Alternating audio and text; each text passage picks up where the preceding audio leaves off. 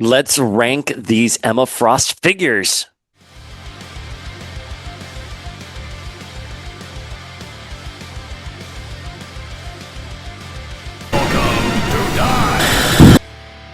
Boom, what's up, familia? Dayspring here with probably one of my favorite topics to do on Power of X-Men, which is ranking Marvel Legends figures. And today we're going to be doing Emma Frost, aka the White Queen, the Black King. Right before Krakoa kicked off, she dethroned Sebastian Shaw, and that was a wonderful one shot by Leah Williams. But we are doing a ranking of all of her figures. Well, let me be very careful how I say that. We're doing it for Marvel Legends, Marvel Select, and the Toy Biz figure. We're going to rank them all. We have 8 figures. Now, it's actually really curious to me because Emma is one of those characters that in the early days of Marvel Legends, we were like, oh man, we're, insert a bad word here, we're screwed because we're not going to be able to get Emma Frost at mass retailers. There's no way the retailers are going to give us an Emma Frost in her new X-Men Grant Morrison. We call it the sexy diaper, dapper diaper, however you want to call it on the podcast. But, you know, that basically was inspired by the J-Lo outfit where you're like, how does that costume stay up? But we loved it so much, and Emma was just always that character that we were like, oh, Walmart's not going to take her, Toys R Us is not going to take her. So I know recently we've gotten a lot of Emma Frost figures, but there was a point again in like 2002, 2003, 2004 that we were like, we're never getting an Emma Frost figure. And so we would either have to custom her, kit bash, or we'd have to use the Marvel Select. Isn't this like a throwback?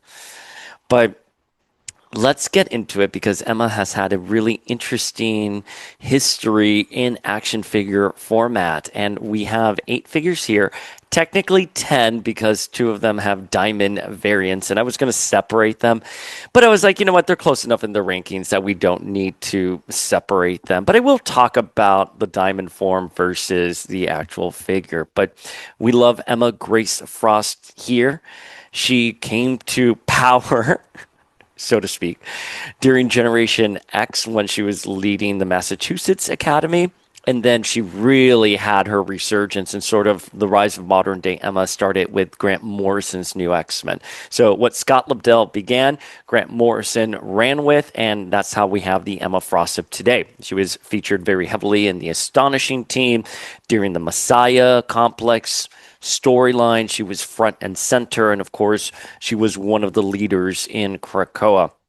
And so it's kind of hard to see her in, sort of a B-list title like Exceptional X-Men, although I think Exceptional X-Men is not B-list material. Like the writing is actually better than I had initially judged it for.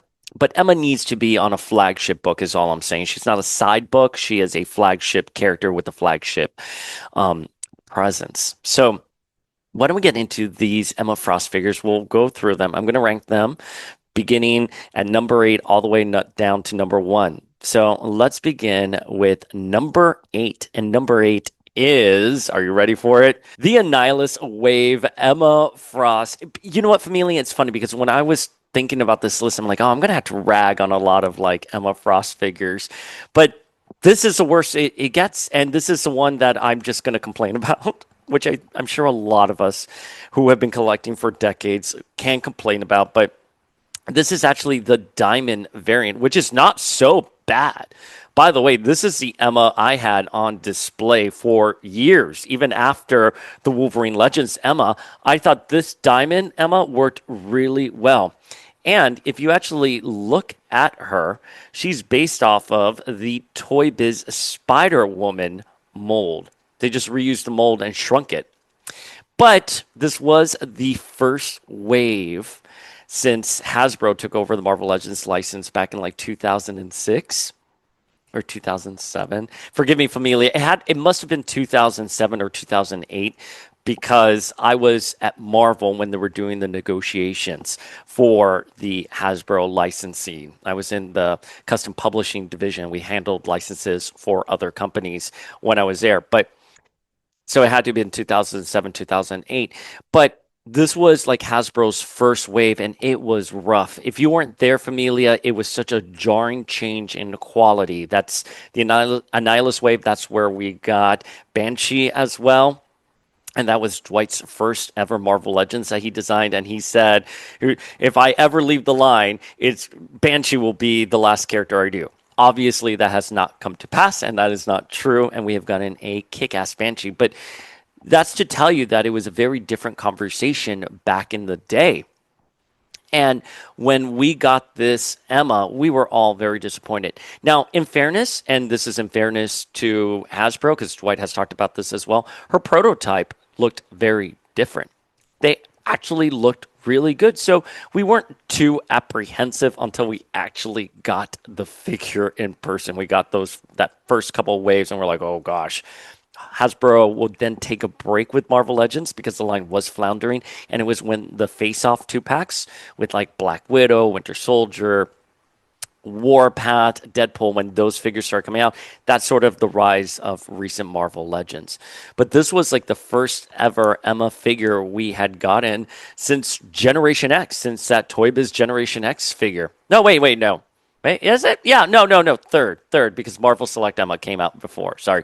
I actually do not create any notes when I'm doing these videos. All I have is my ranking. That's it. I am talking straight from memory. So if I get something wrong, please always feel free to fact check. I see those comments. I see those DMs coming in. So thank you all so much. But this was our first Marvel Legends Emma. And I will tell you the diamond version, which was a Toys R Us exclusive, is light years better than just a normal flesh version of Emma. It was a disappointment, and we had talking to Sam Hatmaker about this. And you can check out that episode on the podcast. But Hasbro purchased Toy Biz and the rights to Marvel Legends because Marvel at the time was gearing up for its sale to Disney. And the idea of having a toy arm is a big liability for a company to purchase. I don't understand the P&Ls of a toy industry, but it was cheaper for them to sell off Marvel Legends and Toy Biz than actually continuously have it because it was such a big liability. Obviously, this is like 20 years ago, so the conversation is different, but that was a mindset as to why they were getting rid of Toy Biz and why there was that change in licensing. Emma, in particular, had been rumored already to be coming down. And again, it was probably because of the Astonishing costume, which is a bit more conservative for Emma. But when we were talking about Sam Hatmaker, who worked at Toy Biz and had a hand in the creation of Marvel Legends, the idea was that they based a lot of them off of celebrities. So that's why Angel looks like Brad Pitt. That's why this one right here, do you know who she's based off of? Marsha Cross. And I'll never forget, I was with Sam back 20 years ago at a bar, and he was telling me their idea of Emma would be more like Marsha Cross, just very cold, very beautiful. And of course, Marsha Cross was a household name at the time because she was playing Bree on Desperate Housewives. So that is the origin story for this figure and how we got her. Eventually it was a factory error that she came out so kind of like shrunken. Again, I think when you look at the diamond version, she's not bad. She's not bad by any means, but she is at the bottom of the list here. She is not a fun figure. A lot of us did not like her. We were very begrudging because we were like, we'll never get another Hasbro Emma Marvel Legends. But we have gotten many since then. But this is part of your Marvel Legends history, that first Hasbro wave with Emma Grace Frost in her astonishing costume. She both has a flesh version and a diamond version. The flesh is below this one if you haven't already surmised, and this is superior. Again, this felt like a make good. I mean, she looks much better in her diamond form.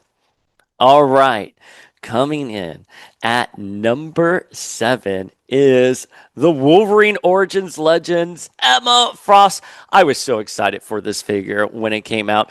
The prototype for her as well that we saw at San Diego, she looked great. Oh, she looks stunning. This is like the era where Toy Biz was just not having good luck with the faces.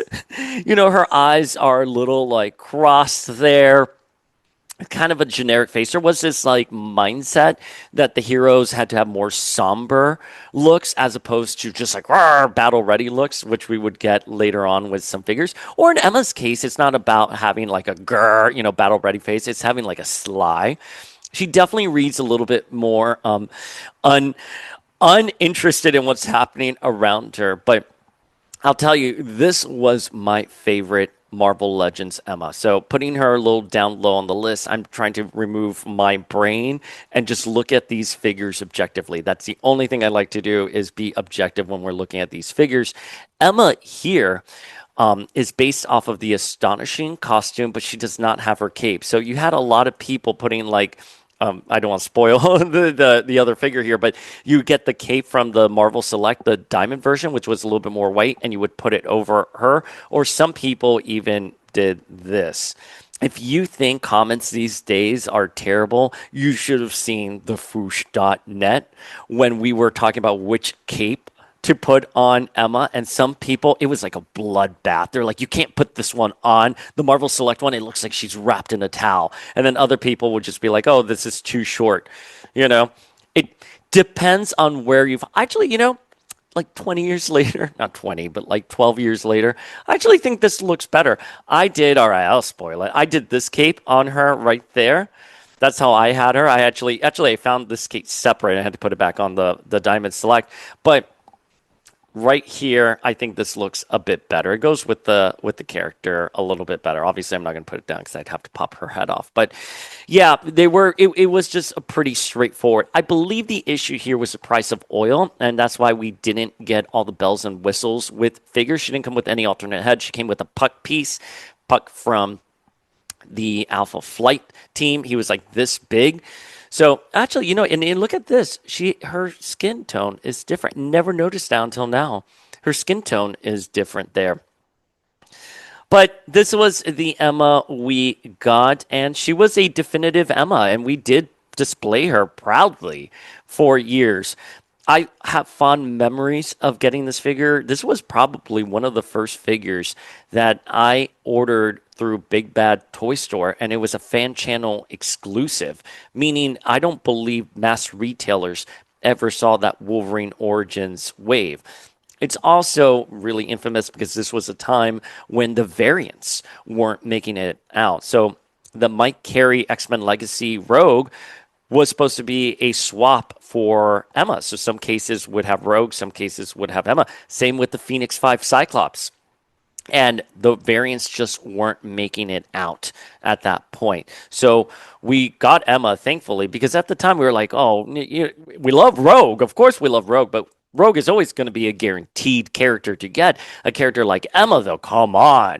So this was Emma's official second go at Marvel Legends, and she looks, she was good for the time. She was good for the time. Again, this was a hit or miss back then with Hasbro around 2013. But I remember going downstairs to my doorman because I had been waiting for this. Again, I was so used to going out and shopping for these figures. It was weird to be getting them delivered because at that time, the only time I got action figures delivered is if I was ordering them from eBay. And oh my goodness, I was just so excited to get her. And oh, it was like the best ever. And popped her open. And, during that era too, we were supposed to get a White Phoenix. We were supposed to get a Danny Moonstar, Phoenix 5 Cyclops, X-Men Legacy Rogue, which Mike Carey was writing X-Men Legacy, and Rogue was, she's still having her minute, don't get me wrong, but Rogue was having a strong minute in the comic books. Like everyone unanimously really cared about X-Men Legacy. So that's the context in which this figure came into the world with. And she is coming in at number 7. Love her very much. Great figure. They're all really expensive. That entire wave, they're like $300 on eBay. And we knew she was going to be expensive. Marvel Legends appreciate. One final thing. I was working at HarperCollins, I believe, that fall. I would graduate, or I don't know why, actually. I'm going to have to piece together my timeline here. But regardless, I was in the financial district. Oh, it was a summer before I was going into grad school. There we go. Sorry. And I was in the financial district and I found this small, innocuous, like comic book store on like John Street, right next to Subway. It's no longer there, but it was small. And every Wednesday morning, they got in all the shipments of the figures. So I was able to find the Rocket Raccoon wave, this wave. So I do have another Emma in storage. Very happy. Never going to sell it. It's so expensive on eBay and like why whatever. Like I made the mistake of during lockdown selling off some legends. Oh, and I had a Funko Pop White Phoenix. I sold it for like $500 or something like that, which of course I needed the money at the time to make rent. But when you look back on it, you're like, oh man, that was part of my collection. I don't want to part with it. I'm not buying these because of value. I'm buying these because I love these characters and I want these tiny effigies of them. I want to be surrounded by tiny effigies of my characters. Okay, number 6. Oh, I'm so excited for these. The Marvel Select Emma Frost in her astonishing costume. Oh man, like you can't. I wonder if the camera's picking it up. I don't know how it got stained. Like her capes have gotten stained. These are beautiful. And before we got the Annihilus Wave Emma, we would display these like Marvel Legends. Like we're talking the early days of Marvel Legends when we were like the only way we're getting an Emma Frost figure is via Marvel Select. We would be posing Emma with the Marvel Legends. She'd have to go in the back because she's taller, right? She's about like 7 inches, plus she's got these big heels. She's like, so you guys can see like next to, I mean, this is more of a recent one, but like she's significantly taller. They're out of scale. But we just didn't think that we were ever going to get another Marvel Legends Emma. So we needed this one in our display. And I got to tell you, you go to a comic book store in post Y2K, like 2005, 2006, Here Comes Tomorrow Phoenix was out there, as well as Astonishing Emma. And you got a variant Emma, and you had the regular Emma. She came with a fireplace, and it was so exciting because I went to, what was it called? Next Dimension Comics. No, Next Dimension is in Pittsburgh. Outer Limits. Oh, I'm forgetting the comic book store I used to go to when I was here in Miami. Outer Limits, I'm pretty sure. There was one at Sunset Place and then one in Kendall. And I remember driving there, 19 years old, frosted tips, just rolling up and just being like, do you have the Marvel Select Emma Frost? And I remember the person going in the back and coming out with both of them. And they're like, which one do you want? I'm like, I'll take both. And they're like, oh, breaking the bank. And I wish I could go back and be like, dude, they were like $19.99, bro. Like $40 for these. Prices are just going to go up. But I was able to get both of these for $40. And that was back in the day. And yes, that was like, how much did I used to make at PacSun? I paid like $5.96 an hour at PacSun. So that was like a whole day's worth of work. Sometimes because part-time work, I think maybe an entire week's salary. It was different times. Coffee used to be 99 cents. These are beautiful figures. They're based off of the Astonishing era for Emma. She was having her moment.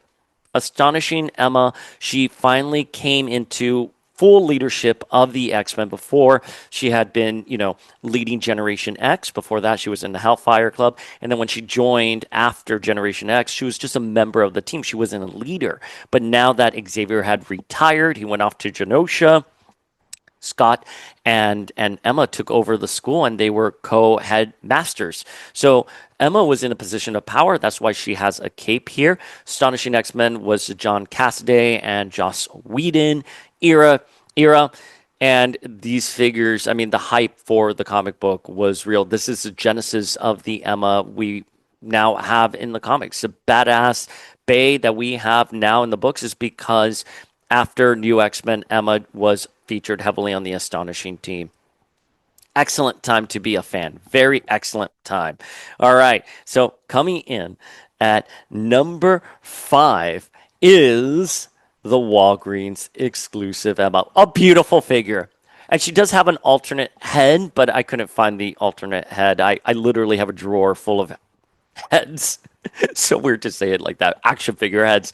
And so it was just like a sea of it. But it's basically the head is the Hellfire Club Emma. just repurposed. So she gets a bob because during that time, Chris Pachalo took over the books with Brian Michael Bendis, and it was post Avengers versus X-Men. So Emma's in this black costume, and one of the thing Chris Pachalo did was give her the bob again, right, that she had in Generation X, except this was a little bit more of a modern idea with it. But she also sometimes was drawn with her hair down long like that, and this is what I preferred. Actually, I'm gonna pop off this head, and the way I used to display Emma for a brief moment was like this. Boom. Like that. That was, I don't want to push down because I don't want to. It's been a minute since I did that. But that's typically how like I displayed Emma. This for me was like my perfect Emma. I can push down harder so the head doesn't look like it's just resting on the peg. But yeah, that's how we used to display Emma. And we were very happy with that. And I thought to myself, like, man, that's the only Emma Frost I'll ever need. But this Walgreens exclusive Emma, it's really weird to talk about it in a historical context because I want to be very sensitive to the fact that I know a lot of people sort of like have popped into this hobby post pandemic or during the pandemic. So it's been like 5 years for some people when some of us have been doing this since 2002. But this was a peg warmer. And it was interesting because when it kind of came out, we all thought, like, okay, is it going to be Black King Emma? Is it going to be Dark X-Men Emma? We knew it was going to be a black costume. That leaks and rumors have been going around for a very long time, Familia. But so we knew a black costume Emma was coming down the pipeline. We did not know it was going to be the Marvel Revolution, or Marvel Now. No, is it Marvel Now? It was Marvel Revolution Emma. And basically, it's post Avengers versus X-Men. Emma had just lost the Phoenix Force, and she was on the run with Magneto and Cyclops. And this is around the same time the O5 came back from the past. So I'm just putting it there for you. So when this figure came out, this costume was extremely relevant. I'm also noticing difference in wow, it's so things I've never noticed before. I can never unsee this stuff. But yeah, the flesh does not match entirely. In fact, I think the flesh matches better with this. I'm sorry. I think the flesh matches better here. I don't know. It's interesting. I think it's a very pretty figure. I like that figure very much. But this is, as you can see, this was such a massive upgrade. This is when Emma Frost figures started getting good with this arm, like wagging it. This is when Emma Frost figures became really good during this. This is the turning point for an Emma figure. Again, the tones of the flesh don't match, but as you can tell, this was like the before, and this is what we have now. This Emma gave rise to the Emma Frost figures that we have today. It's a great figure. It's higher in the ranking because it's such a beautiful figure. But Emma, when you get an Emma Frost figure, you want her to be wearing her white costumes, some iteration of her white costume. But she, she's still a beautiful figure, and it's ludicrous to rank her lower just because it was a turning point for Emma figures. All right. So coming in at number 4 is Astonishing Emma. Officially, the redo. We finally got the redo. Long awaited. So I have an interesting relationship with this figure because I think in person, this figure looks great. But when I'm looking at her now on the camera, I'm like, oh, she doesn't look that great. So she in person is stunning. I mean, absolutely stunning. And like, look at the white hair. You have a little peg there for her cape that you can put in. She looks great. But something about the camera, it doesn't look right. And she is very much based. This wave in particular, when she came out, is, you can tell that she is based off of the John Cassaday art from Astonishing X-Men. Now, the thing about Astonishing X-Men is that it was plagued by delays, and sometimes you can tell the art was rushed. I think Emma and I think John Cassaday's art is beautiful, and God rest his soul, but I think you could tell when some issues were rushed, and this has always read to me based off of the rushed art. Be that as it may, though, she is in a modern era costume that a lot of fans like it's just easy to put her on your display. You know, it's not like this one where you're like, oh, but she's wearing her black costume. She's kind of out there. It's not this monstrosity where it's like, eh.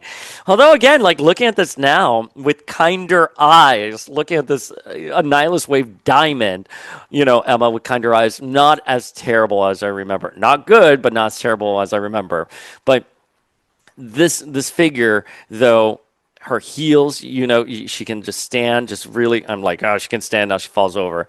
There was a trick when I first got. She's been in storage. We'll give her. We'll forgive her for that. But yeah, look at that. Well, you know what I'm trying to say. She can stand better than other Emma figures, especially other ones that have probably higher in this ranking here. But look at her. She looks fun. She's great to have on your display. They are completing the Astonishing team. This just came out a few years ago within the X-Men wave. There was Cyclops, there was Chamber, there was Monet. This is a great figure to have in your collection. I don't know if I would, you know, if you're a diehard Emma fan, of course, go out and get her right now. You know, like she's probably good. I think some people even found her at Ollie's and Ross. She was a peg warmer in Miami. I found her multiple times in Miami. We're talking lots of her. They came in those ugly little cartons, but I don't know if I would tell anyone this is a must have if you're more of a casual Marvel Legends collector. If you're a completist, if you want, you know, all your Emma figures, you certainly need her. But I think there are other Emma figures you could display and you would be fine with otherwise. But Astonishing Emma right there. All right, our top three. All right. These, I think, are the best of the best Emma figures. And I can't believe we live in a world where we just I know we had to get into it with these figures, but these next figures are great. And I can't believe we live in a world with such good Emma Frost figures. Coming in at number 3 is a Generation X Toy Biz Emma Frost. Guys, it was the mid 90s. You're like 11 years old. You're walking through KB Toys, right? You're at the mall with your parents. It's a Sunday afternoon. You're walking this Coral Mall in Florida. You go into KB Toys, and there she is, just front and center, right next to the Sailor Moon mooncycles. What an era. I didn't know she was coming out, and she came out, and look how great she looks. I mean, she looks like she popped out right out of the comics. Now, she did have a variant, which was more of a white costume, like white blazer, and she didn't have the flesh. Now, right, till I started rereading Generation X as an adult, and we read it again for, oh God, I was going to say last year, but no, it's been like 5 years for book club. And I've talked to Scott Lobdell all the time, and so I'm always sending him Generation X figures. That other variant is actually more comic book accurate than this one. But this I have strong feels about because I think the other one, which I'm overlaying the image here, it's a fine figure, more comics accurate. But I think sometimes with things, and this is true to movies, cartoons, video games, action figures, take the source material and make it better. And that's what this did. It took the source material and it made it better. Now, it always bewildered me when people were like, oh, we can't get Emma Frost because look at this, you know, it's a scandalous figure and we got it in the 90s. Obviously, laws and stuff like that have changed. But like, Emma has always been one of those characters that I'm like, yeah, she's scandalous, but you can find the right costume if you can. But this Generation X figure I found at KB Toys when I was 11 years old. Did not know she was coming out. Was pleasantly surprised. She came with like a side blade whip. Hysterical, right? But she is and was a hallmark of those original 5-inch Toy Biz X-Men figures. Never to have another Emma Frost figure, given all her incarnations. We never even got a White Queen 5-inch, right? I think the first time we got a figure based off of the White Queen is actually the next one, number 2, the runner-up, which is the Hellfire Club box set, Emma Frost. This, I think most people think of this as the definitive Emma Frost to your collection. And she's great. She's great. And she was a San Diego Comic-Con and Hasbro Pulse exclusive, so she could be a little bit more scandalous than some of her other counterparts. This is why I never thought, like, the Hellfire Club box set, I mean, it was a slam dunk. I don't know why they didn't do an Emma Frost exclusive sooner. And again, it always kind of confuses me because Spawn, for example, Spawn, you have Angela, who is in a little bit more of a scandalous outfit, or Lady Death figures, or Cammy from Street Fighter. Those figures were out front and center, but Emma, the rules have to apply to Emma and Maddie. Ugh, that just infuriates me so much. But this figure, I think, is the definitive Emma Frost figure for so many of us. It's a beautiful figure. Sadly, unlike her astonishing Emma counterpart, right? Her heels are that like it's impossible. Oh, I don't want to move it, but as you can see right there, she made it. She stood like that. This is supposed to be the good child, and boom. Welcome to collecting Marvel Legends figures and recording things live. But you can check out that Emma right there. The makeup is on point for Emma. And I know this is a source of contention among us Emma Frost fans. And I'm curious, how do you prefer? Do you know where I'm going to go with this conversation? How do you prefer your Emma? With a ruby red lipstick or a blue ice shade of lipstick? I I really do like the blue, but red pops. But how about this? I think pre-Diamond Emma should have red lipstick, but I think post-Diamond Emma, yeah, it's a little campy to have the blue lipstick, but it's Emma. Emma can pull anything off because she's got swagger. But this is coming in at number two, which goes into our number one, which is our X-Men 97 Emma Frost. I thought at first glance, oh, they just reused this mold and put it on this one. That's fine. I make that money, Hasbro. But no, this is actually pinless. And look at that face. Look at that face. She does come with another alternate head, which is in my bin of alternate heads. Even though I just got her, I was like, boop, you're going straight in there. But this Emma, 97 figures are really interesting because some of them can actually double for your main comic display, while others cannot. Like I think Jubilee and Sunspot, you look at them from this wave and they very much look like they belong in an animated display. This Emma, I think you're good, right? With this Emma, you are okay. You can put her in your main comic book wave, and I think she would blend in nicely. Certainly better than this one. But as you can tell, she does look a little bit more animated, like with the hair there, right? The strong lines. But that's okay. Not many. Only you will know. That's what I always had to tell myself when people would come over and they'd see my Marvel Select Emma. I'd be like, oh, they're going to see that she's out of scale. But no one, the majority of people, 99.9% of people who come into my apartment aren't big collectors or fans. So no one notices but you. So if you can live with knowing it's a 97 display, it bleeds in very nicely. But yeah, I mean, again, this figure and her, like, this is such a vast improvement, and especially like with the tones of the flesh. I mean, now I can unsee the tone flesh here, but she's coming in at number one. I think this is this is a home run Emma Frost figure. And again, she has that sly, like coy smile for this head. And I am curious that Emma did get an action figure before Bastion or other characters in season one of 97, because Emma is very much a background character. She has a couple lines here and there. Of course, we love her in Genosha, and she comes out in her diamond form. But I think like Emma will probably down the line have more of a story in 97 that would merit her getting a figure. We'll leave it at that. No spoilers, no spoilers. Not for season two, though. I think for season three era, that's where I think the idea is that Emma will have her chance to shine. But yeah, I'm curious what you guys think. This to me is a flawless Emma. I mean, this is great. I'm sure 20 years from now, we'll be having a different conversation. But as of right now, as of 2025, this Emma Grace Frost figure looks great. She comes with another head. The cape is exactly the same, except this one has a blue brooch and this has the red one from the animated series. Right? She has a red one, a red brooch in the animated series. I loved Emma. I used to, as a kid, after I saw the Dark Phoenix saga, I memorized her monologue, which I'm going to do at the end of this episode, and you guys can judge me for it. I don't have it written; it's all straight from memory when she talks about Jean to the inner circle. But let me know your ranking. Hit that subscribe button. But beyond anything, just go into the comments and leave your feels on which Emma Frost figure is your favorite. Would you rank it any differently?